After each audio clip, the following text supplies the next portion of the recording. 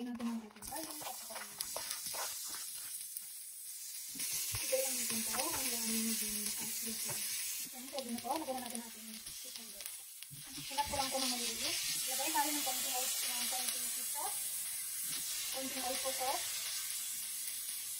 At konting harap.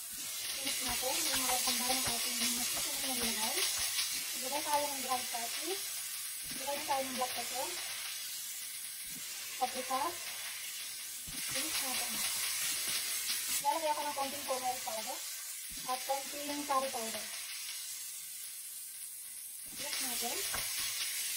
Ilagay natin ang ating gulay.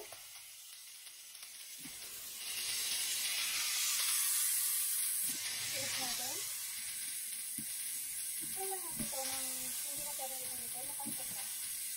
Ito po kasi ay nabigyan sa naman ang ating gagawin spring roll. Kaya ligyan lang natin ito ng kapsok. Ayan, pwede na ito.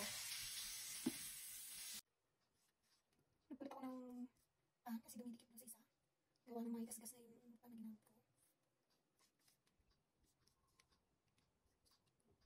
Hindi nyo lang kung magawa. Ano ba? Depende kung gaano kakapala gusto nyo.